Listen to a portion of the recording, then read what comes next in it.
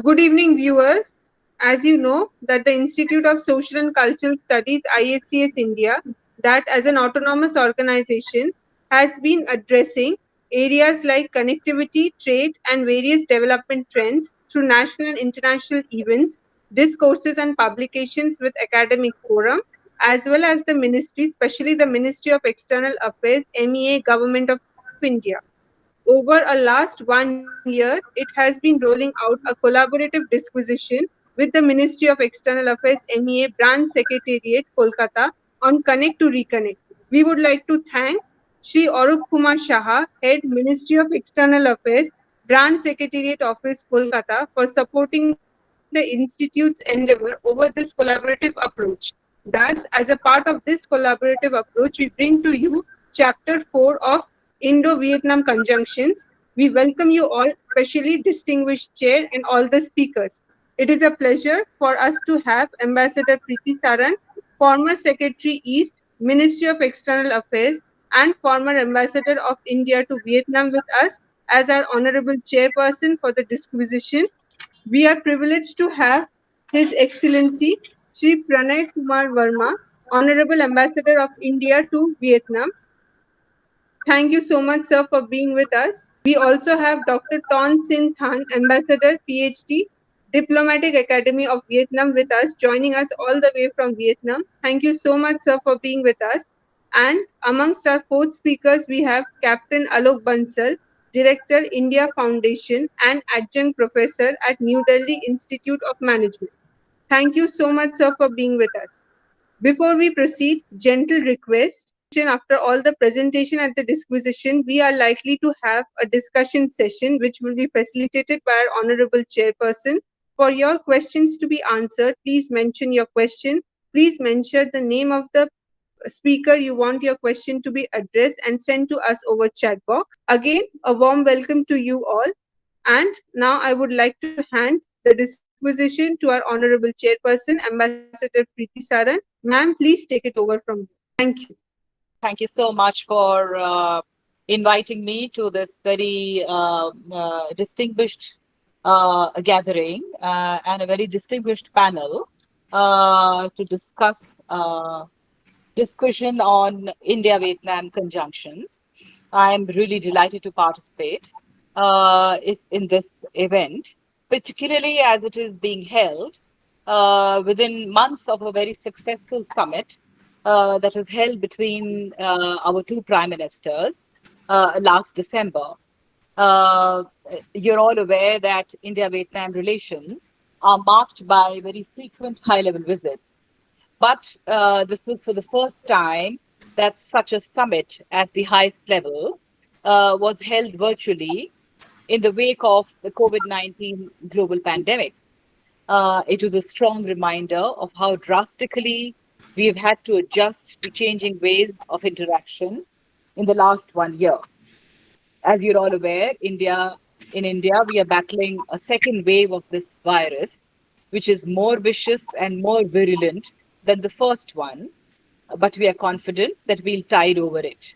Our history, like Vietnam's, is replete with heroic stories of how we've emerged stronger after an adversity.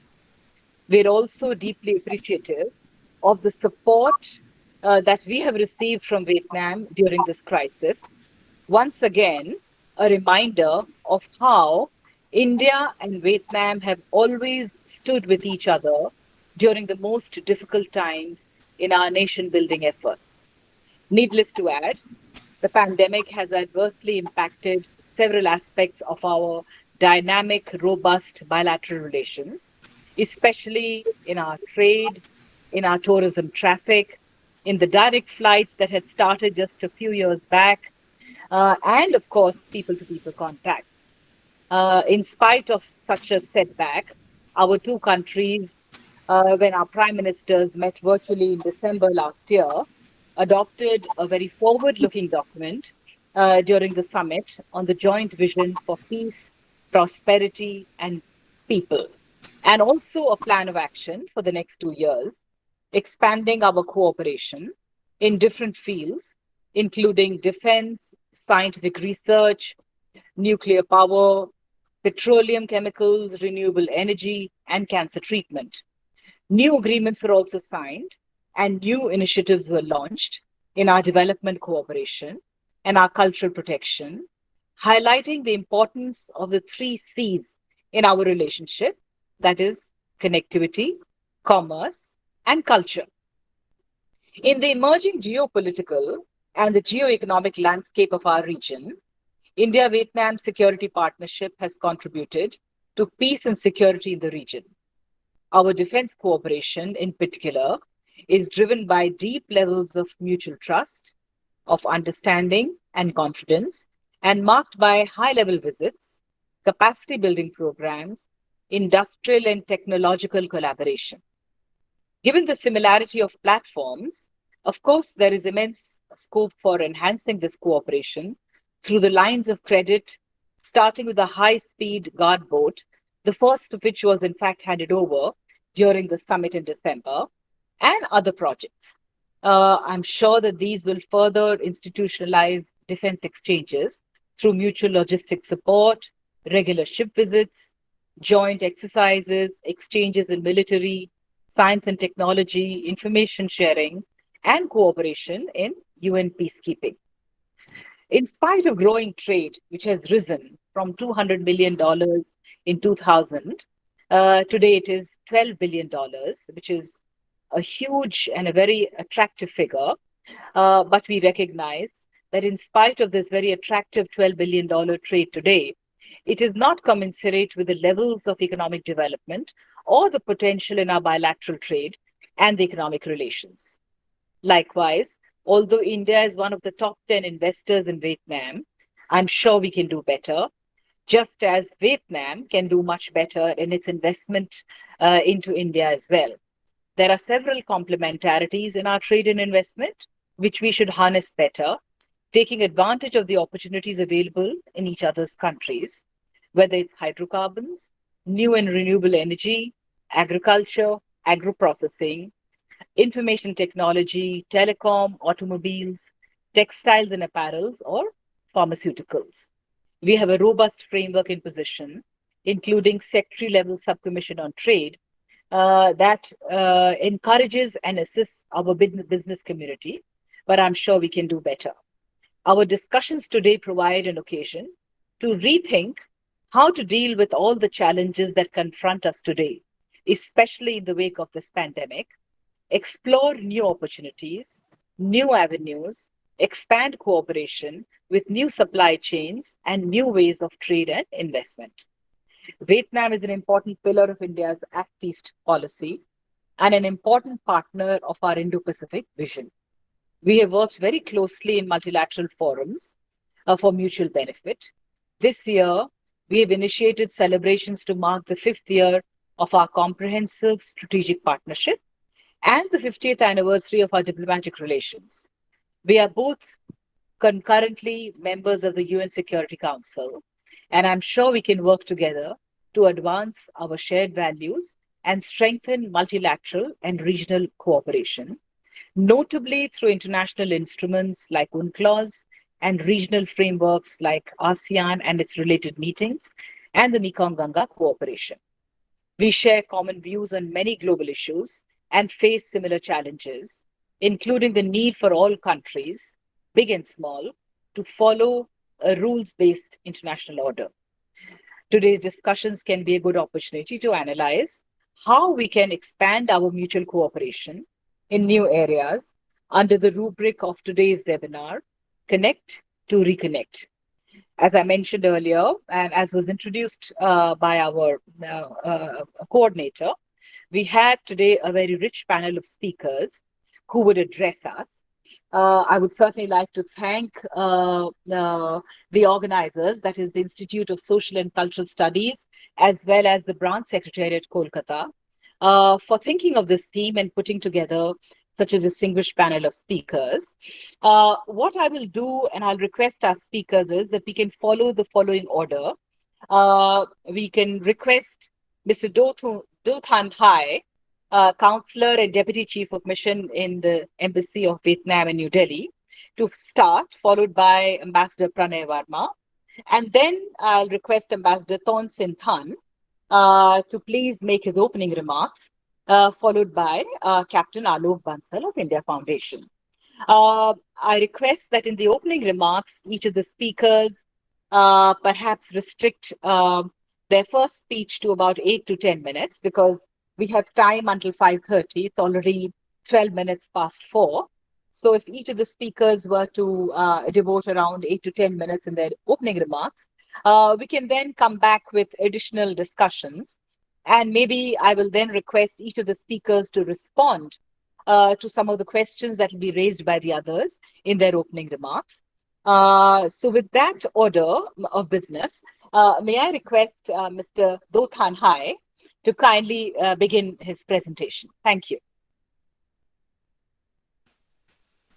Thank you, Madam Chair, Ambassador Pretty Saran, and I'm very delighted to be part of the panel to discuss the Vietnam-India relations under the theme Connect to Reconnect. But I also feel humble within the panelists because we have here also His Excellency Mr. Pranay Verma, Honorable Ambassador of India to Vietnam. We also have Dr. Ton Sinh Thành. His Excellency is also the ambassador to Vietnam, from Vietnam to India. And of course, we have Captain Alok Bansal, Director of Indian Foundation, and Achan Professor at New Delhi Institute Management. I think that is a pretty excellent forum for us to review and also to discuss a way to foster our relations in the time to come. Before going to our discussions, and also to express a solidarity with the Indian people in the heroic fight against the COVID-19 pandemic. And I think that we all have suffered the pain and also the tragic message of many people and many friends. But I do believe that Indian government and people will soon overcome that difficult time and bounce back stronger. And of course, over the last few days, I also have many people not very good news. We also share with you the pain and the grief to the demise of C. British Sharma, the president of Indo-Vietnam Solidarity Committee, and he's a great friend of Vietnam and friend of many people in the forum. And we also express our deepest condolence to the committee and also to the Indian people for the loss. My presentation will touch upon three aspects. The first one, to review the development of the bilateral relationship over the course of the history. I will try to be very quick. And also the second point, we will talk about the current state of affairs of our bilateral relations, and also the third part will discuss the way forward. And definitely, I also want to looking forward to listen to comments and also ideas from other panelists and other participants as well. And I think that many people don't know that the relationship between the two countries dates back for a long history, about the second century before Christ. And I think there's a strong connection between the Indian cultures and also the Vietnamese civilizations along the course of history, especially the link between Hindus empires and also the Champa Empire in the central part of Vietnam. And of course, uh, it's, uh, there are a wide range of evidence with the recent recovery of the Shiva Linga, showing that our two nations have been connected long time ago. And that part hasn't been much discovered within the history and also the textbook. I think that it's important that we have to dig along the history to be sure that we already have the past of connectivity very strongly. And of course, over the long course of history, the two nations' history also intertwined for many times, especially The Indian also support the Vietnam struggle for independence and reunification, and also for the Vietnamese involvement in the settlement of the Cambodian issue. I think that Indian over time has also shown the great solidarity to it, and also the understanding for Vietnam, and also support Vietnam in many aspects to work through in the past. And of course, one of the most important milestones that the two countries have moved from the build up the comprehensive strategic partnership in 2016. And because of that time, that His Excellency Nothing. Ambassador Don Sing Thanh Can't hear anything. has worked on that, have contributed much of effort on the building of the partnership. And I think that we enjoy very strong foundations of the bilateral relations over the course of history, especially with very dedicated ambassadors from Ambassador Prati Saran, uh, and Excellency Don Sing Thanh and His Excellency Pune Verma, and currently also His Excellency Ambassador Frank Central. We also have very dedicated employees who work for the betterment of the relations. And the second point is that we have quite strong uh, relations over the last few years, despite the fact that we also suffer a lot of setback because of the pandemic. And I think that it is important for us to note that we have very strong cooperation in the fields of defense, uh, where the credit lines is helping a lot to build up the capacity of Vietnam, and also to help the Indian to share the technologies and other parts, so that we can cope with the changing geopolitical wave in the region. And also we see that a very strong economic and trade investment relations with India become one of the 10 biggest trading partner of Vietnam. And also the trade relations amount about to 10 billion before the pandemic hit the both country. Uh, we have a bad year last year, but of course it's compatible with it's a good news of the first quarter of 2021 to see the recovery of trade, and of course that comparable to the level of last before the pandemic.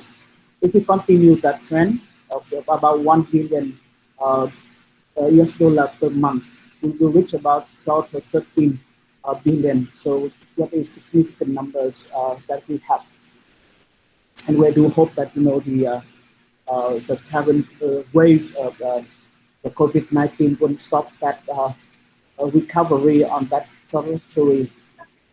And I also think that we are very strongly believe that the tourism and also the people-to-people connect will be mushroom after the pandemic would be put under control because of the resumptions of the direct flight. And we have put the establishment of the direct flight in 2019 and early 2020. We have a very significant indication, a very optimistic indication that the connectivity, the travel between the people will be increased significantly, and definitely before that it used to take about 12 hours to get from Hanoi to New Delhi, but now we have only one fourth, a quarter of that time, so that more and more Indian people will visit Vietnam, vice versa, and definitely we're very optimistic on that. One field that we also see significant growth is that the education exchange, and we from the embassy standpoint and say engagement, we'll see that numerous of Indian institutions offer scholarship to Vietnam, and also many institutions in India also express the interest to sending the Indian people to Vietnam, especially for medical science and practices. So we do hope that after the pandemic wins, we will have more chance to foster to bring more students of Vietnam to India and India to Vietnam.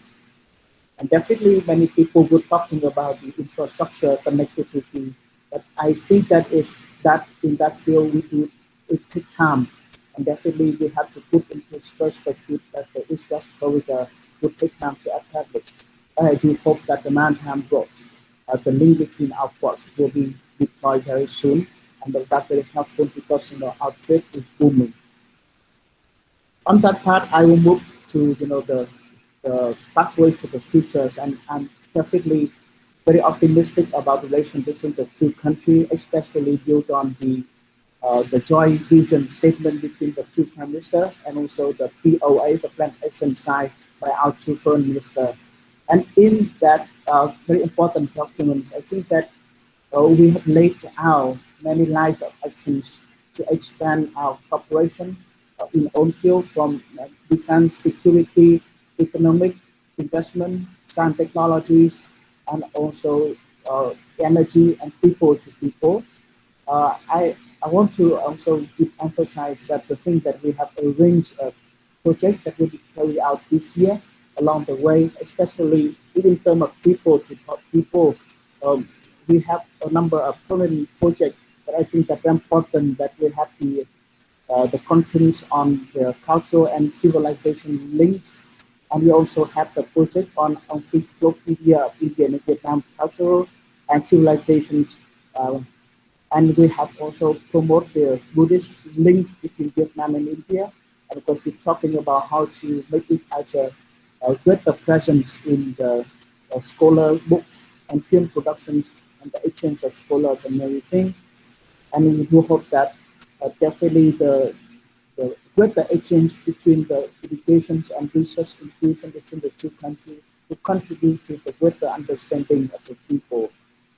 And of course, very happy news that we're going to be opening up and of course install the bust of the Ho Chi Minh in New Delhi, and also the bust of Mahatma Gandhi in Ho Chi Minh City. And also that's a very important symbol for our cultural and historical links, and of course that will bring more the greater interaction between the two cultures. And I think that we keep on that knowledge and that led out by our leaders that also that will deepen the link between our two countries and the link between the two people. But one point I want to emphasize is that we have to work more to raise awareness of each other people in each other country. First of all, I've been here in New Delhi for I think nearly 1 year, 10 months, but I see that there's feeling, there's good feeling towards Vietnam. But when to talk now into the world into detail, not many people really understand Vietnam. And I think that at the same time in Vietnam, there's a discussion, the misconceptions of India as well, because the media sometimes it just focus on not very balanced in the way of disseminating the news. And definitely there's a vital part of India that is still unknown to Vietnamese people. On that work, on that part, along the vein, I think that we need to work more on how to bring up, the right perception, how to educate our people about our civilization's heritage, about the historical links, and also the current beauties of the two countries in many ways to bring the balanced view and understanding of our cultures and our country. And we get really very hopeful that the direct link between the fly and also the engagement between our leaders and also the more exchange at the grassroots level, especially students and the youth, to expand the exposures of us to each other, and that alone, the equitable shift in the geopolitical landscape in the region will bring us closer to each other. And on that note, I again express our solidarity with the Indian people, and also to work on that to commit my work and my effort on furthering the relations between the two countries. And, thank you very much for the invitation. Looking forward for questions and comments. Thanks a lot.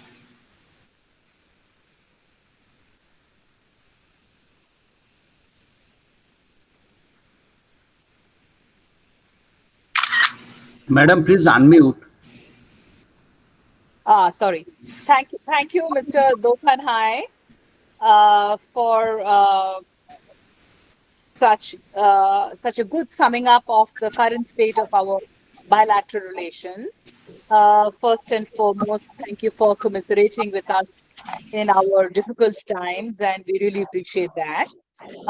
You have given some very good ideas, and I'm very happy to know that the decision to have Ho Chi Minh statue in India and Mahatma Gandhi statue in Ho Chi Minh City, uh, they are both fathers of our respective nations, iconic figures, and I think they'll be a strong reminder to the new generation. You know, people in my generation grew up with amazing stories about Ho Chi Minh and, of course, Mahatma Gandhi being our own leader.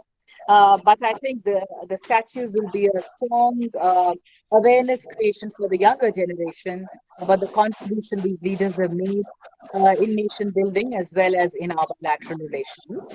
I think you're very right about creating awareness, and more should be done on that. And I think in the course of our discussions, I would definitely like to hear from you some concrete steps that can be taken in this direction.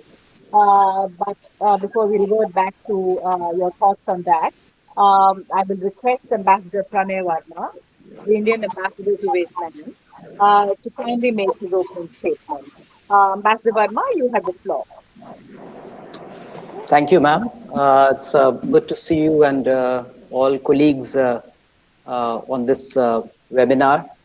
It's very difficult to sound different when you're talking about India-Vietnam relations among colleagues who have got such profound experience uh, and you know, especially on the importance of this relationship, different facets. When you are third in the line, naturally, most of the things have been spoken. I will try to sound different, but I think I'll be repeating many of the things that you mentioned and Mr. Hai has already spoken about. Let me try and focus the connectivity part of this, the theme. Before I do that, I would like to convey my sincere thanks to Institute of Social and Cultural Studies for taking this initiative. And I think in the midst of the COVID pandemic, webinars are really the way to connect. And it really shows how technology and connectivity are becoming a very integral part of our existence and professional lives today. So thank you very much for giving us this opportunity and bringing us all together. I would like to focus on, as I said, connectivity and connection. And you know, I believe that connectivity is one of the most important enablers for realizing the potential of any relationship. It's least of it a profound, comprehensive strategic partnership like ours with Vietnam. This is something that we are increasingly focused on, particularly in the context of COVID-19. Historically, we all know India and Vietnam were well connected through maritime routes, and we saw the cultural and religious affinity between our societies growing out of that connection, the trade and intellectual exchanges that took place over millennia. So indeed, I think what we are talking today is reconnecting. And there, I think the title of today's discourse, Connectivity to Reconnect, is quite apt. And as Madam Ambassador Saran mentioned about the 3 C's as part of our Act East policy as well, connectivity is an important, one of the important C's that we are focused on. But we also need to take a more holistic view of connectivity. So when we are talking about reconnecting, we are looking at connectivity not just in the physical sense of the term, but also in the digital space, you know, what we are doing today, our economic connections, our cultural and societal connections, institutional connections in the broader sense. And I think in the post-COVID times, the revival of engagement and shared growth will largely depend on the effectiveness of these efforts towards reconnection. Some of the key areas of how we are reconnecting with each other, of course, political connections have really acquired new momentums. As Ambassador Saran mentioned, high-level exchanges are very important dimensions of our relationship. But I think during the COVID pandemic in last year, 2020, I would say that we really maintained that momentum of exchanges, which speaks volumes about the intensity and intent on both sides to maintain this this connection. We use technology to trump physical barriers and connected our political leaders through a number of exchanges, phone calls between prime ministers, institutional dialogues between foreign ministers through the joint commission meeting, defense ministers dialogue. Of course, ASEAN meeting were important platform for us to again engage with ASEAN and members, and particularly Vietnam's leadership was it was important enabler for our contacts with in a very important platform. We all saw that culminating in the virtual summit last year, and it was a summit which was, although virtual, I think quite substantive. The fact that it was the first time that the leaders of our two countries adopted a joint vision rather than a joint statement, I think indicates the real value of this engagement. It's a vision, it's a blueprint for the development of the relationship, not for 1 year, 2 years, but actually in a very long-term strategic perspective. So it's a very different kind of document. And we were able to do that in a year where we saw physical visits completely stymied by COVID-related disruptions. We also were able to do much on our defense exchanges, the lines of credits, which enabled us to cooperate in delivery of some of the naval Coast Guard, Border Guard Command assets. In fact, we were able to deliver the high-speed guard boats last year itself. So our military medical teams stayed in contact to talk about how we deal with COVID pandemic in this very topical context. So I think there was a very purposeful and a very positive intent to engage, and we were able to have that connection politically last year. Business and economic connection. Again, I think 2020 I attended more webinars and business seminars and B2B engagements than I probably would have done otherwise. I think the number of events which both sides organized and were able to bring all stakeholders together to discuss opportunities.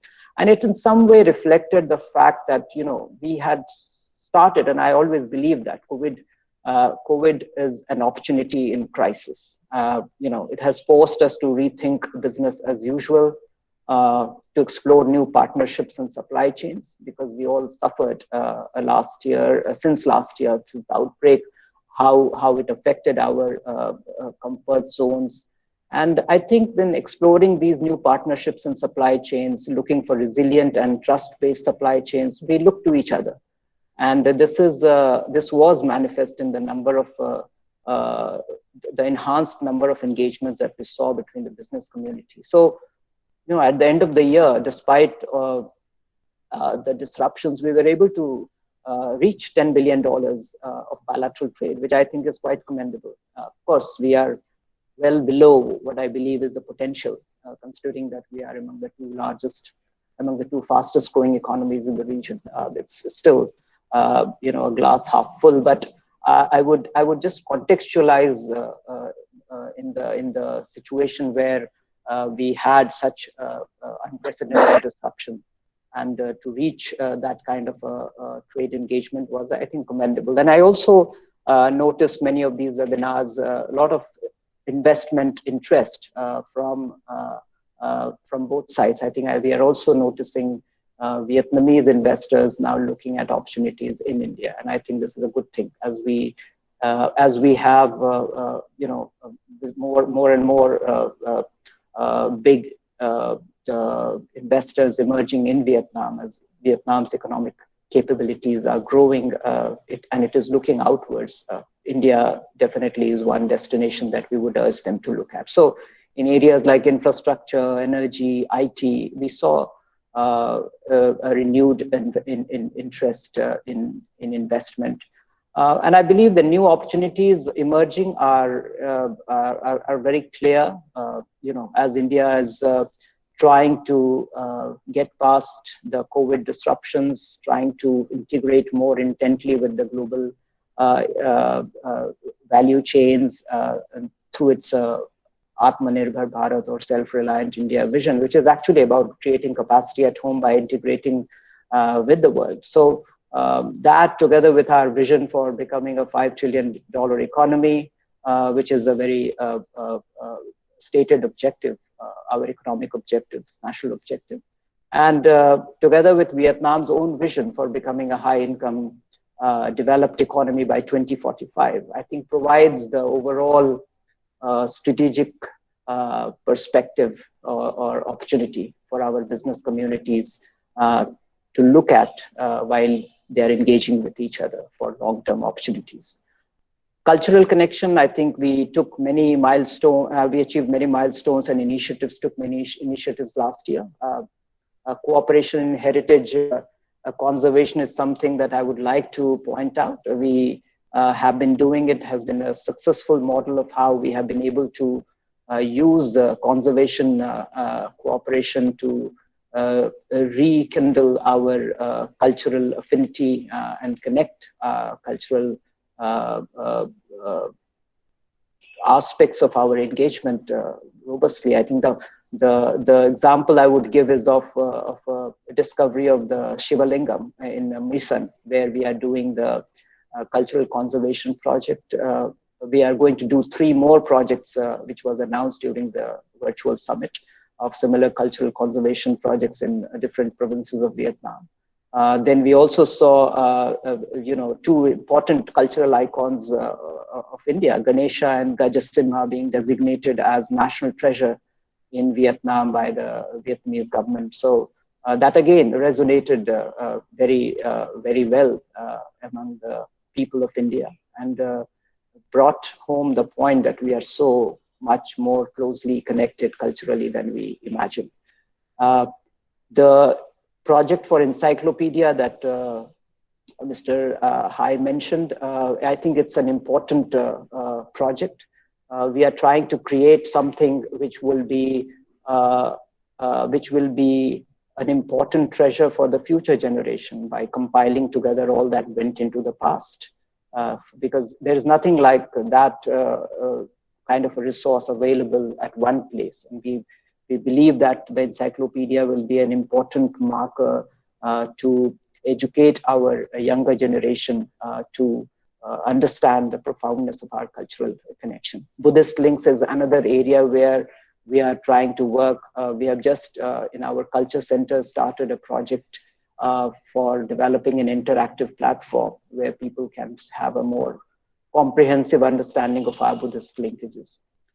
Societal connections are also growing. I think we have an Indian diaspora which is becoming more visible.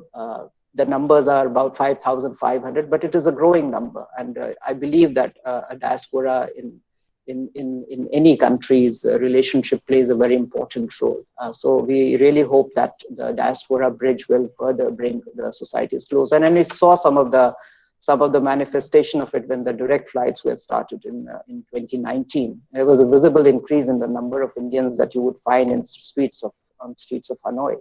Unfortunately, that stopped in its track as the direct flight stopped after the COVID onset. But I do hope that the resumption of these flights will bring many more visitors in both directions to reinforce that connection between our societies.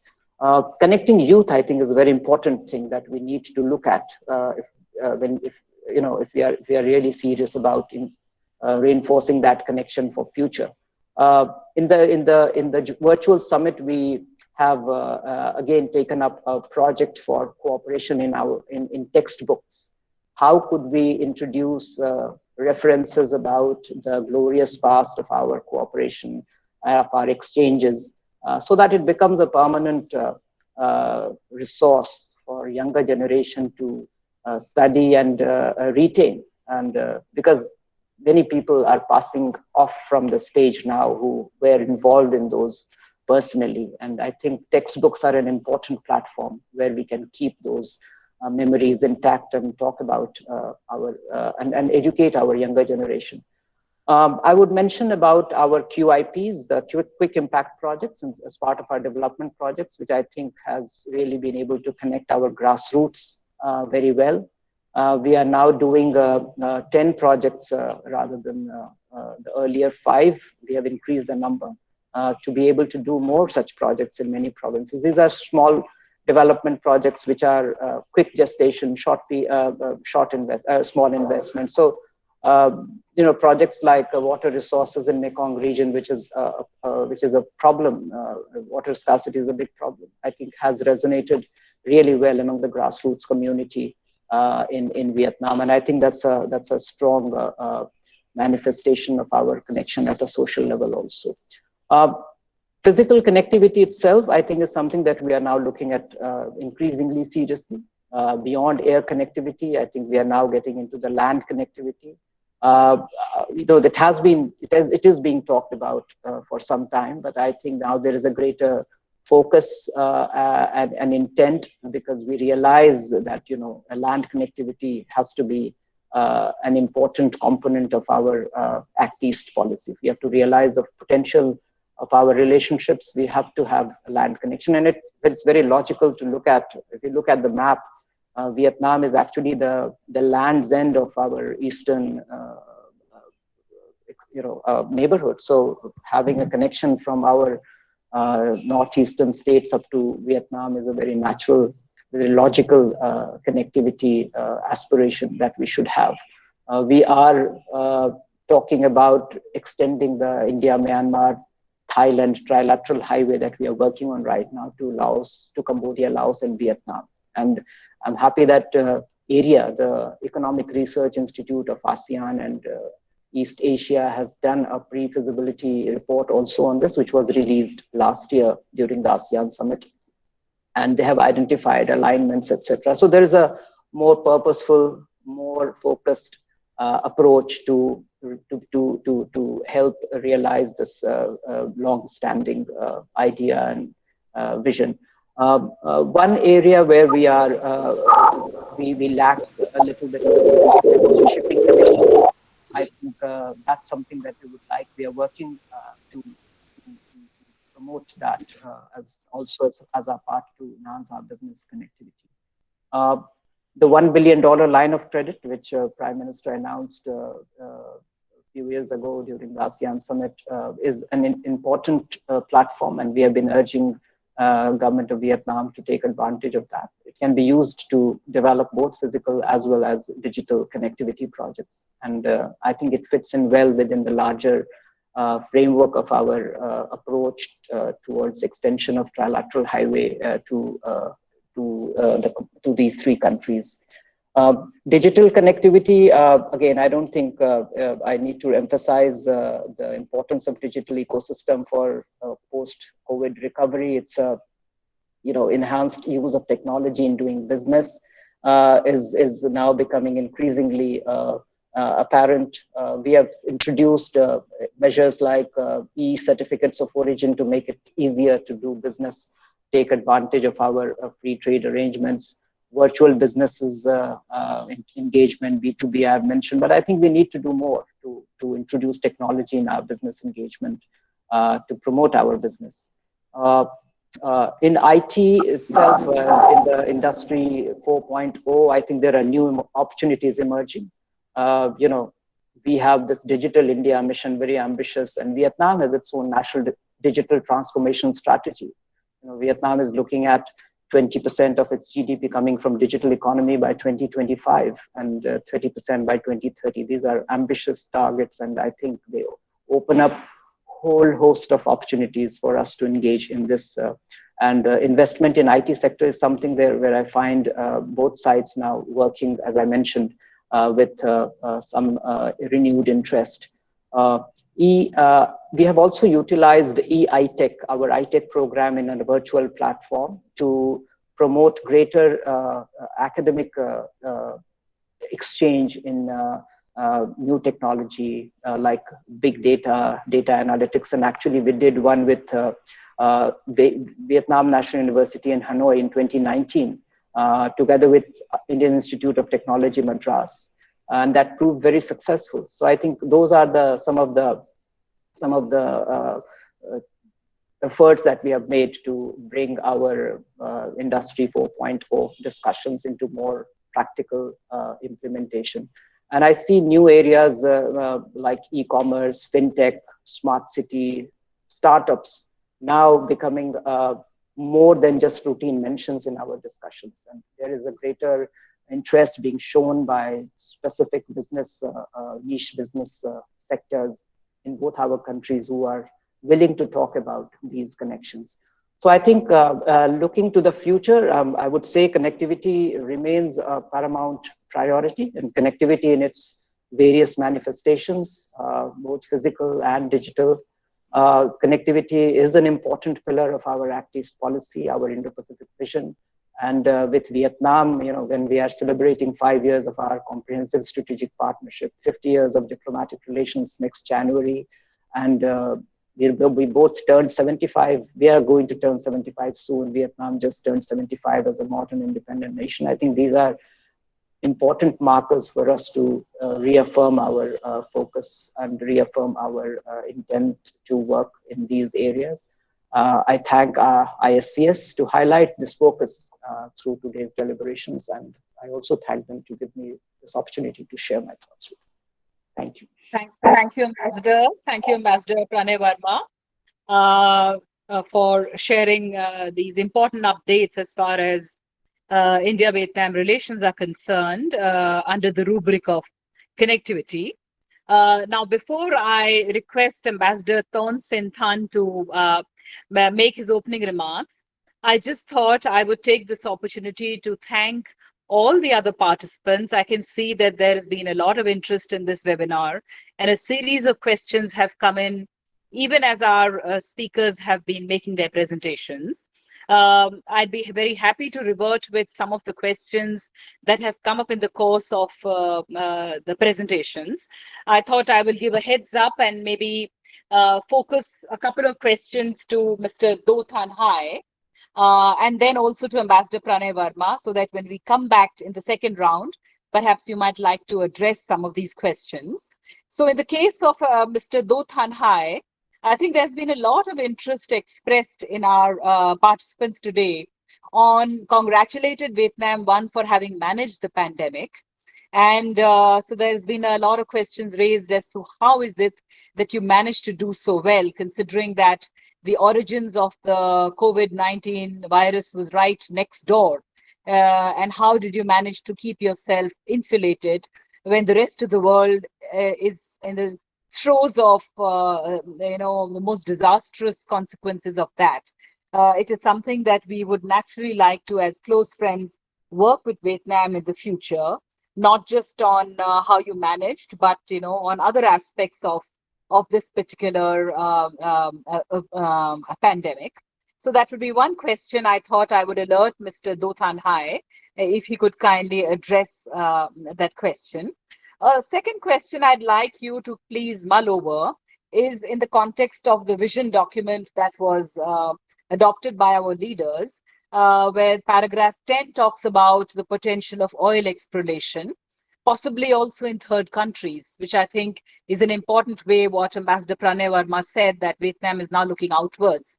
And so the fact that India and Vietnam can work together for oil exploration and hydrocarbons beyond your exclusive economic zone is very important. But within your EEZ already, India and Indian companies are active in oil exploration, where we have collaborated, in fact, with countries like Russia. And so the question is that, is there potential for third country participation to do a trilateral oil exploration within Vietnam's EEZ as well, India, Vietnam, and say Russia? So what would be your response to that is a question. To Ambassador Pranay Verma, I thought, you did mention the quick impact projects in the context of the Mekong Ganga cooperation. So far, it's been a very successful sub-regional grouping. We have, of course, focused on textiles. There's a textiles museum in Siam Reap as well that celebrates our common textiles heritage. Agriculture is another thing that binds us together. But the fact that both Mekong and Ganga are two civilizational rivers, and they're both coming under a lot of stress because of misuse by, when it's a river that's shared by other countries. And it requires collaboration amongst all. In India, I can give you an example of Brahmaputra is yet another river that has come under a lot of stress because of activities in the upper riparian countries. What I wanted to know from Ambassador Pranay Verma was, is there scope? Would there be a willingness in Vietnam to maybe look at Mekong Ganga cooperation, also to look at these two civilizational rivers and how we can preserve its ecology, beyond what are the traditional areas of cooperation? That is my one question. Secondly, there's been a lot of interest amongst the speakers on economic, trade, and investment relationship. And you did talk about startups and fintech, and that is not just being talked about as just subjects, but seriously being talked about beyond the traditional areas of trade, as in, whether it's value chains, whether it's, active pharmaceutical ingredients that can come into India for the generic drug industry that is so thriving in India, or in the textiles and apparels context where you see that. Here, I'd like to, share with you a lot of concern that was expressed amongst the ASEAN countries when India did not join the RCEP. But then we do have bilateral instruments. We have the subcommittee on trade. We also have the India-ASEAN FTA. And do you think that till such time as we are part of, if we don't have any other FTA, we still have the ASEAN FTA that worked very well before the RCEP was under discussions. So what is it that we could do within that context to energize our trade with Vietnam and other ASEAN countries by activating or tweaking the India-ASEAN FTA? Those are two questions I thought I'll leave with you to revert to when we come to the second round. And now I'll request Ambassador Ton Sin Than. Ambassador, if you could kindly take over, you have the floor. Okay, good afternoon. Thank you, Ambassador Piti Saran, Ambassador Pranay Verma, and Mr. Do Theng Hai. I think the previous speaker have been covering everything about the Vietnam-India relations, including connectivity, and that makes my job much easier. But I still want to focus and talk more about the connectivity, physical connectivity mainly. I know that Ambassador Pranay has mentioned about it, but I want to talk more about it because it is really important for Vietnam and India if we want to further enhance our relations. In fact, there has been, some obstacle, some disconnectivity between the two countries. Though, in fact, geographically, we are very close to each other. Northeast Asia, Northeast India is very close to Vietnam.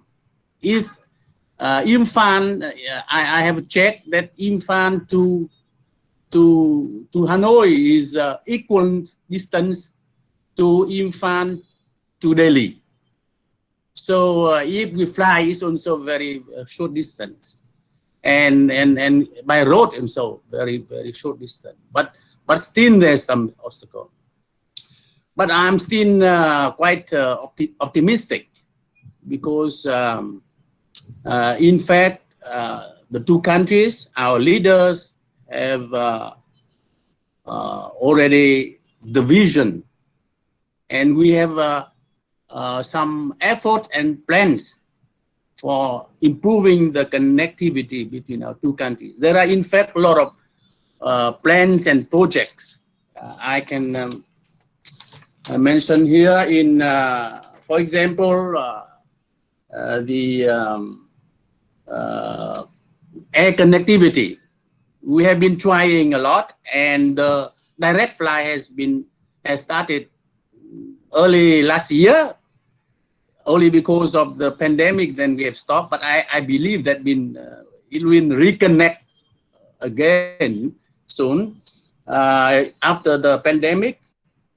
Then and I think that if we can reconnect the airline direct lines, then we have to expand more routes than just only Delhi and Hanoi or Delhi, Ho Chi Minh City. Because India is a big country, we have to cover many cities in India. So there's a lot of potential for air connectivity. And sea connectivity, in fact, between Vietnam and India, it's not far. If we compare with Europe, with US, the sea connectivity is not very far. And this is very convenient, and it can, especially when the air connectivity is not possible during the pandemic.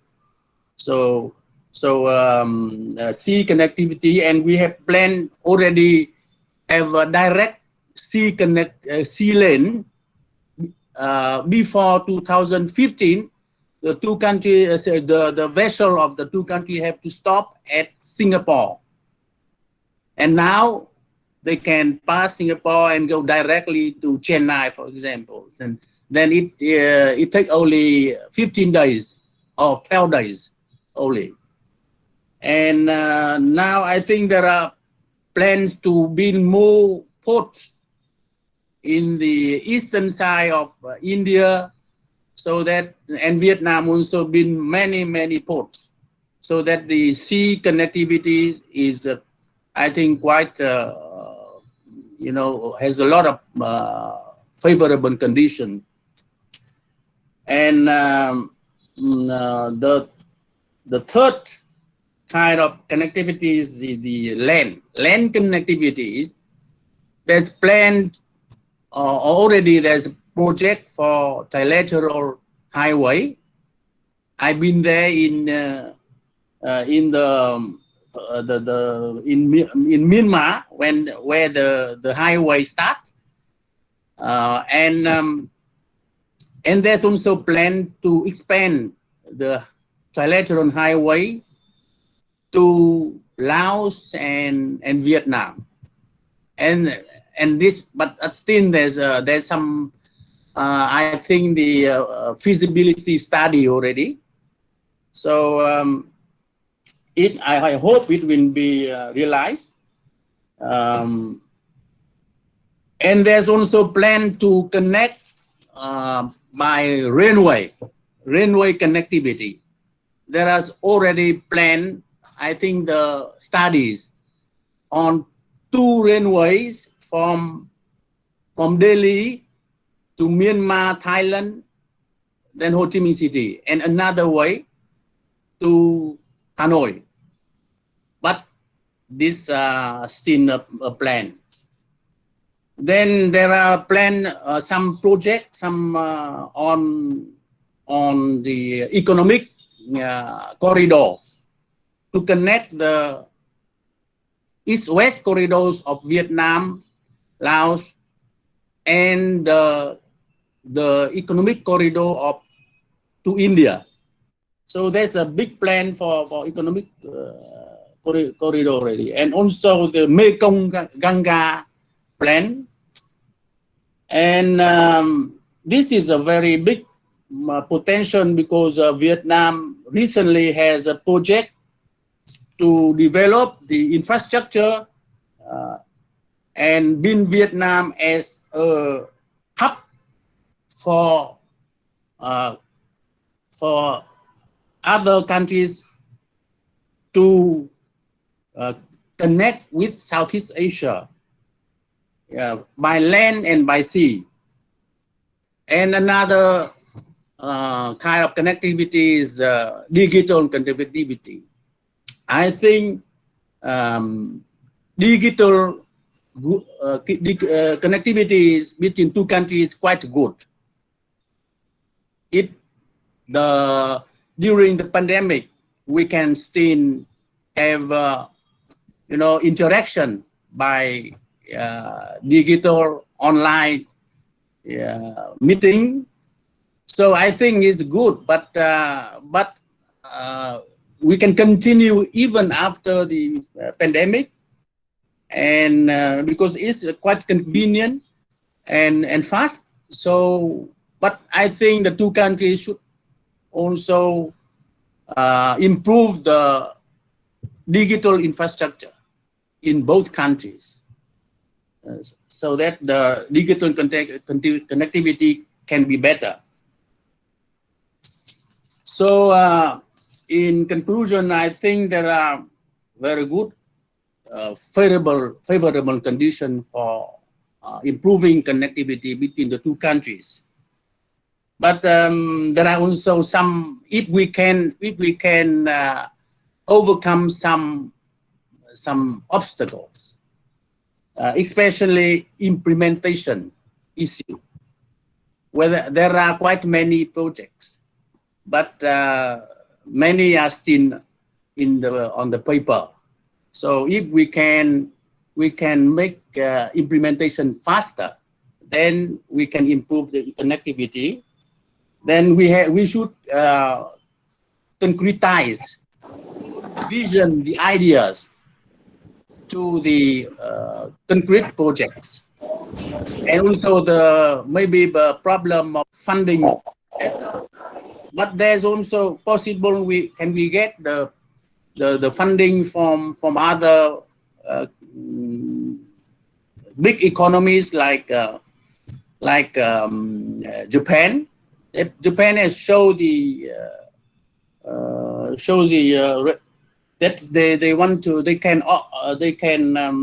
they can fund all the projects. And also another problem may be the bureaucracy between the two sides. They plan, but we cannot realize. Some bureaucracy in Vietnam and also in India. We have to look at so if we want to solve this problem, I think we should create some kind of mechanism to realize the plan, the projects, and we have to create some kind of fast check mechanism for implementation. So that's what I can talk about this topic. I think it's quite optimistic, and I like the topic. Thank you. Thank you, Ambassador. Thank you for your first-hand experience in dealing with, sharing your, how you had the frustrations of bureaucracy and implementation that you have obviously faced when you were the serving ambassador here. And I completely agree with you that implementation is a weak link in a lot of good ideas that are endorsed on both sides very heartily. I don't know whether we'll have time, but really I wanted to tell you that I wanted to hear more from you when you talked about the connectivity and the sea lanes of connectivity. We have a common vision of the Indo-Pacific, both India and Vietnam, Vietnam, particularly in the ASEAN context, had signed on to a certain vision of Indo-Pacific, which we share a convergence of views. However, in the East Asia context, there are other partners, for example, Russia and China, who are not very comfortable with the definition of Indo-Pacific. I wanted to know from you, how is it that India and Vietnam can work together to create that, where we talk about ASEAN centrality and about a rules-based system in the Indo-Pacific. How can India and Vietnam work together on that? And my second question to you in my second round would be that as both temporary members of the UN Security Council, For India, of course, countering terrorism is a very important aspect where Vietnam has supported us. And Vietnam has also supported India's permanent membership of the Security Council. So, what are the areas where we can work on globally during our common tenure of the Security Council? But that is, if time permitting, I would request if you could revert with your views. But before that, I will request Mr. Alok Bansal to kindly make his presentation. Mr. Bansal, as you know, heads the India Foundation, is a very well-known academic thinker, and in fact had organized the Indian Ocean Conference in Hanoi in 2018. So he is, as a former Navy person, an expert on the waters as well. So I thought, before I request Mr. Captain Alok Bansal to take the floor, I would just draw his attention to paragraph 4 of the vision document that was signed by our two prime ministers, where it says, when we talk about, again, the Indo-Pacific, where two sides said they will explore new and practical collaboration to build capacities in blue economy, maritime security and safety, marine environment and sustainable use of maritime resources and maritime connectivity in order to ensure security and growth for all in the region. With those thoughts, I'll request Captain Alok Bansal to please make his presentation. Thank you, Preeti ji. I think it's an honor to be speaking at this venue. Unlike my predecessors, I'm not really an expert in this field, and I feel honored to be in their all company.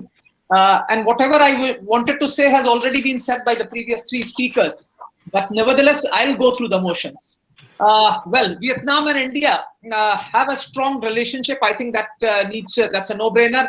Although our formal diplomatic relations has only been 46 years, but our cultural relations go 2,000 years back. And very often people look at only from the prism of Buddhism. There is no doubt that Buddhism, as the largest organized religion in Vietnam, went from India. But we also have a huge link of Hinduism. I think during my last trip to Vietnam, a visit to Cham temple complex at Mai Son near Da Nang actually opens your eyes to show you how strong this cultural connect is between India and Vietnam, and which has been, I think, for thousands of years. When we come closer to home, I think India's first Prime Minister Nehru, and President Ho Chi Minh had a personal equation. And in fact, they had been in communication touch even before the two countries became independent. Even after the Battle of Dien Bien Phu, I think Prime Minister Nehru was one of the first foreign leaders to visit Vietnam. So that was as the thing was. And even today, when we come today, India and Vietnam have a comprehensive strategic partnership, and India is amongst the 4 countries with which Vietnam has a comprehensive strategic partnership. What is important is that both these two countries are in Asia, which is actually the growing region, and both the countries are growing at a fairly robust rate. We have about 7 to 8% economic growth rate between two countries. What is even more important is that the guiding principle of Vietnam's foreign policy actually correlate to India's non-alignment to a very great extent. The 3 no's which Vietnam has postulated, that is no to basing rights for foreign troops, no to alliances, no to teaming up with one side to order combat another. These are roughly the principle which India has adhered to for decades. In recent past, our collaboration has actually grown on the back of defense collaboration. In fact, 70s, 80s, 90s, we had a fairly robust defense collaborations. Both the countries had large number of former Soviet platforms. As a result, there was actually a commonality of equipment and spares. And I think in 80s and 90s, we did, and subsequently into the first decade of 21st century, we did supply Vietnam a lot of defense equipment and things like that. When we talk of connectivity, there's no doubt Ambassador Than talked about overland connectivity. I am also very a strong proponent of an overland connectivity from India to Hanoi and Ho Chi Minh City. I think the India's trilateral highway from India, from via Imphal, Moreh to Bangkok, I think should be ready very soon. And I think from onwards, we should look for overland connectivity to Vietnam. We had direct flights before the pandemic hit. And a large number of Indian tourists are today visiting Vietnam. Actually, Vietnam attracts a large number of Indian tourists. Hopefully, in years to come, more Vietnamese will also start coming to India, which has not been the case till now. But I think with the passage of time, it will happen. And I think during my last trip, what I realized was that yoga is becoming extremely popular. A lot of Vietnamese are taking interest in yoga, and this is actually leading. But as I said, as on date, the mainstay of connectivity as far as India-Vietnam trade is maritime trade.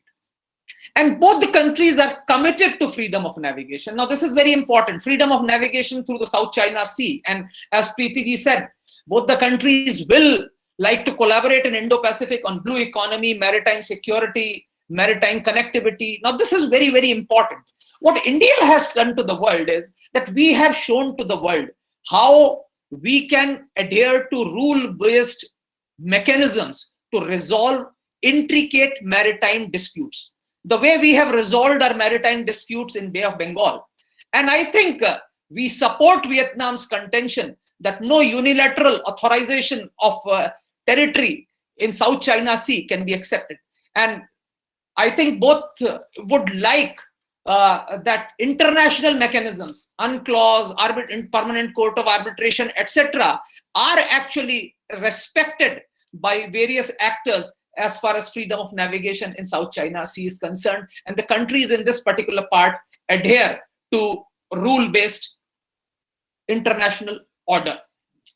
Ambassador talked about youth exchange. I think that is, of course, the need of the hour. We need to have a greater youth exchange. I think the youngsters from India, I know a lot of youngsters are going to Vietnam. In fact, my son himself went for a trekking trip to Vietnam for almost a month. So youngsters are going. But what we at India Foundation have tried to do is that we have tried to organize an organized youth interaction program. We organize Indo-ASEAN Youth Summit, where we call 10 youngsters from Vietnam to come and interact with the people, youngsters from India. They interact, they stay together for 10 days, discuss various subjects which are of mutual interest and discuss.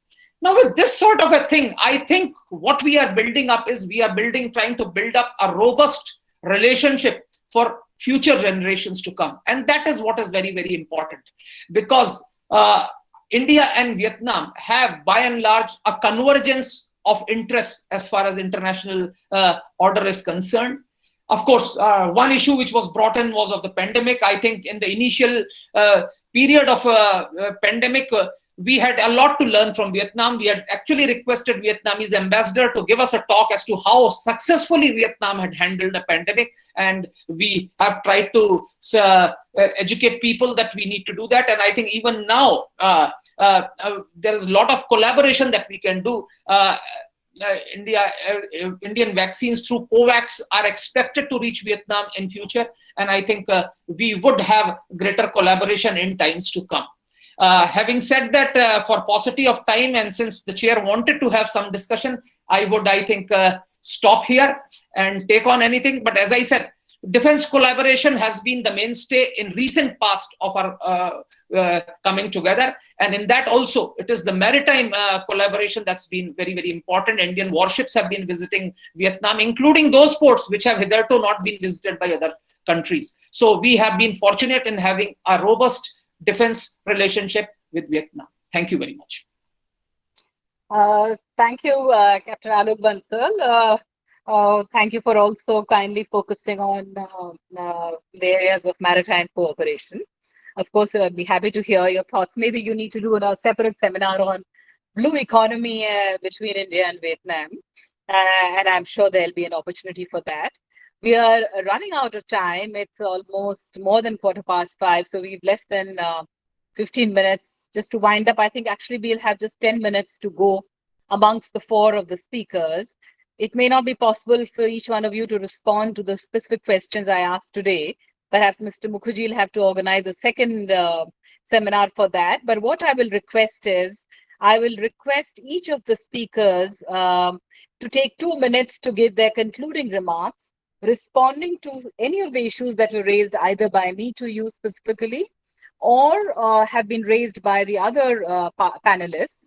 So 2 minutes each to quickly wind up and have your concluding thoughts, your parting thoughts for this webinar today.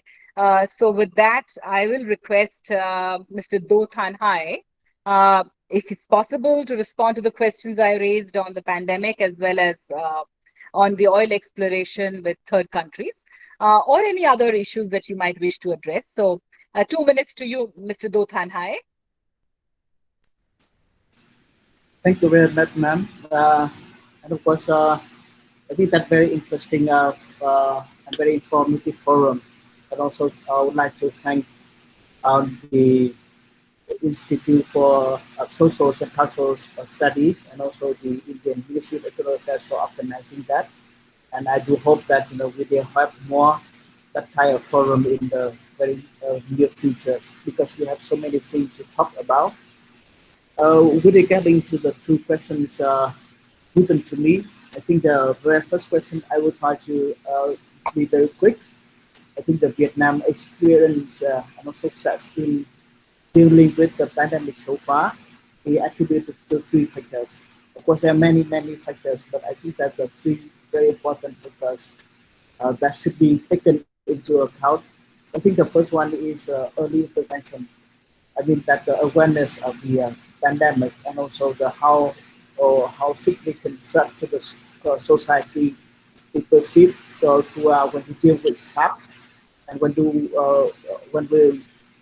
deal with the H1N1 epidemic in Vietnam. So I think the general awareness of the whole society and the government toward the pandemic.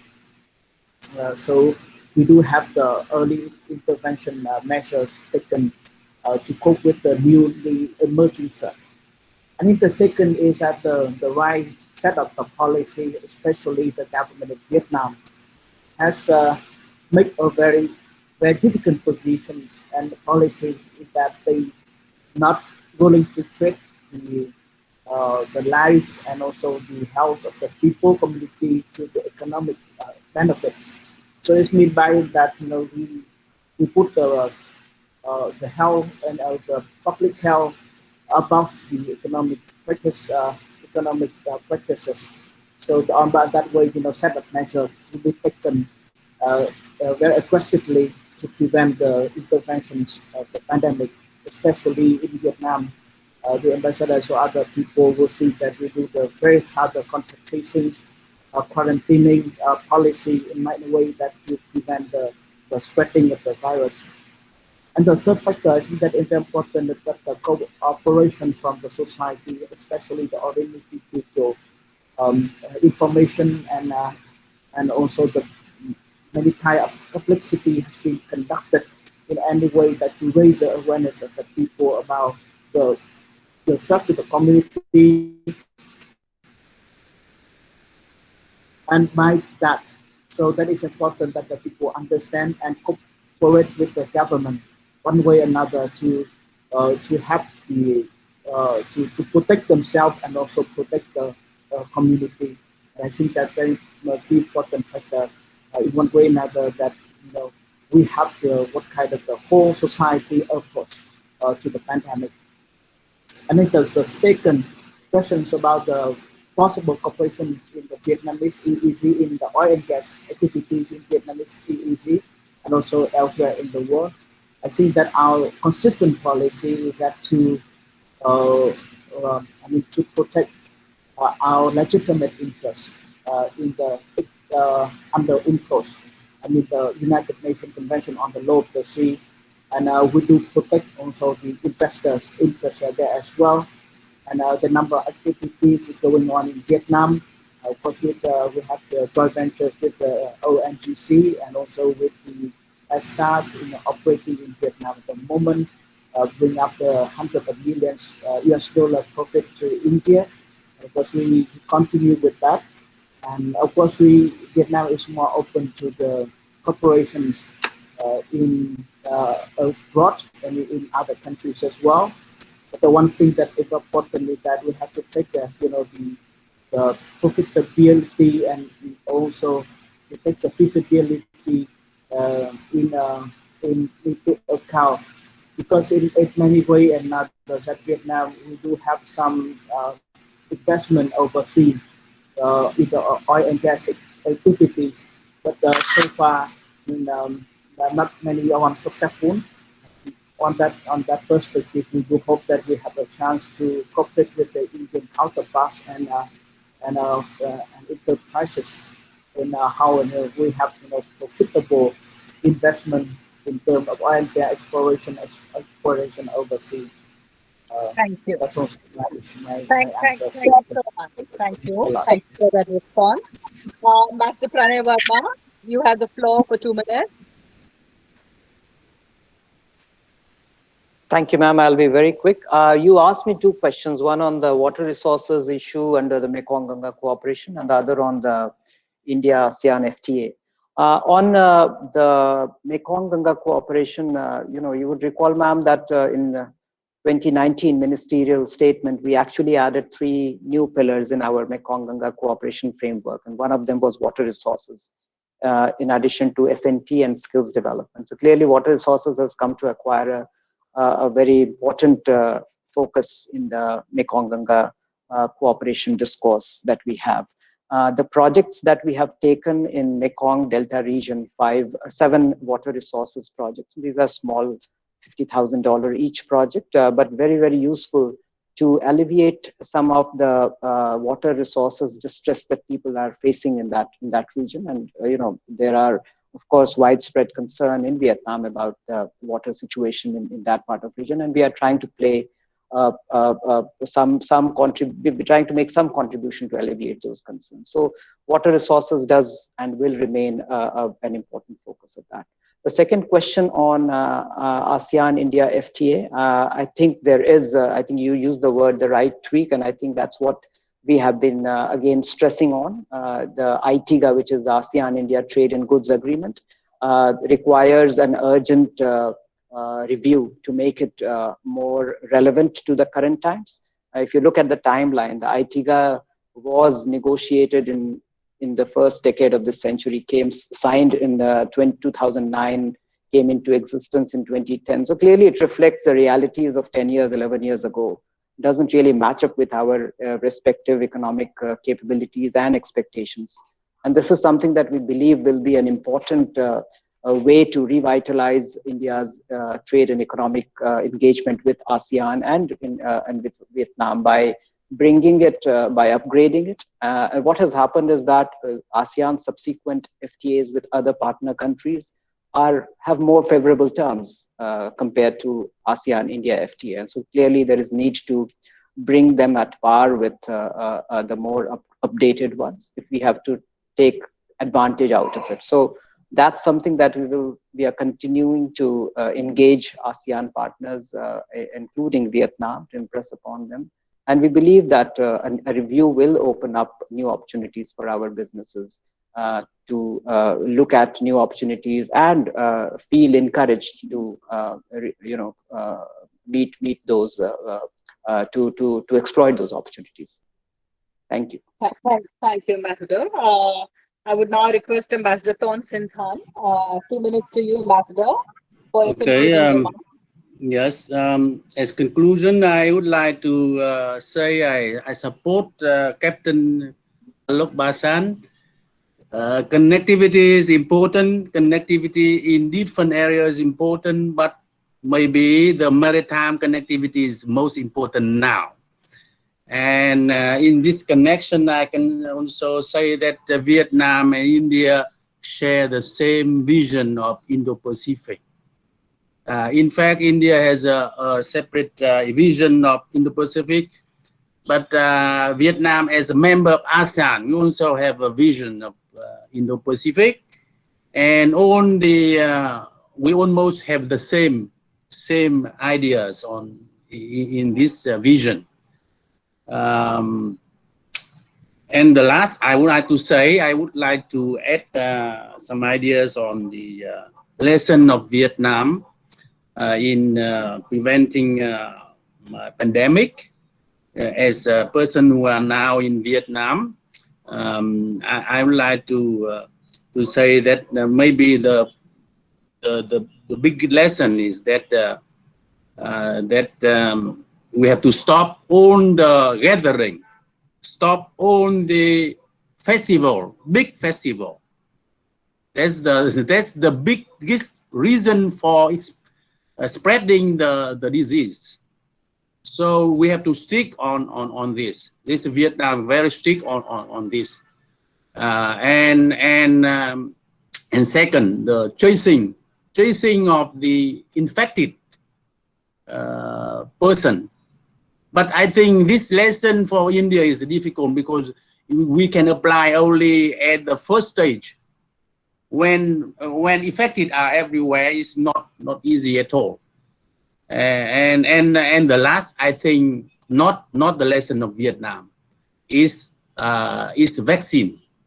We have to fast make people vaccinated. If we look at the lesson from USA and Britain, I think we have to do it fast. It's the best way to prevent the pandemic. Thank you. Thank you, Ambassador. And finally, last word, Captain Alok Bansal. Actually, less than 2 minutes, but please go ahead. I have nothing to say. Actually, there's no questions. Just your point that you asked whether we could go for third country exploration by ONGC. Videsh was already active in Vietnam's EEZ. We had some issues. They couldn't find oil and they had to withdraw. But certainly, if there are places in vicinity where Vietnam and India can collaborate, we can. And there is a huge scope for maritime trade. I think the shipping between the two countries needs to be enhanced. And of course, since we hold similar views as far as maritime zones are concerned and freedom of navigation is concerned, I think there is a huge congruence of interest, and in times to come, I think we will see greater trade between the two countries through the maritime routes. Thank you. Thank you very much. Thank you to all the 4 panelists for brilliant presentations and for kindly responding to the specific questions that were posed. I think it's been a very fruitful discussion, but I think one session of 1.5 hours is just not enough, especially when we have such fine speakers. We would like to hear them for a longer period, and I hope that there'll be another opportunity. So, Mr. Mukherjee, I hope you get that message, and with that, I hand the floor to you for delivering your vote of thanks. Yeah, thank you, ma'am. Good evening to all. I, on behalf of Institute of Social and Cultural Studies, India, and State Division and Branch Secretariat, Kolkata, Ministry of External Affairs, MEA Government of India, extend a very hearty vote of thanks to all the speakers of today's webinar for gracing your important work and sharing with us your findings and opinions today. A big thank you to Ambassador Preeti Swaranji, former Secretary, East Ministry of External Affairs, Government of India, and former Ambassador of India to Vietnam, for her efforts towards as a moderator of today's webinar. Thank you, ma'am. Also, would like to extend a special thanks to His Excellency Mr. Pranay Verma, Honorable Ambassador of India to Vietnam, and His Excellency Mr. Du Thanh Hai, Consular and Deputy Chief of Mission of Vietnam to India, for making excellent presentations and making this webinar interesting and meaningful. I also wish to express my gratitude to our other speakers of today's webinar, Ambassador Dr. Ton Sin Than from Diplomatic Academy of Vietnam, and Captain Alok Bansal, Director, India Foundation, and Adjunct Professor of New Delhi Institute of Management. Thanks to all the participants for attending today's webinar and also for their valuable suggestions. And last but not the least, thanks to all the people who helped us either directly or indirectly to make the webinar successful. Good night. Good night, everybody. Thank you. Thank you.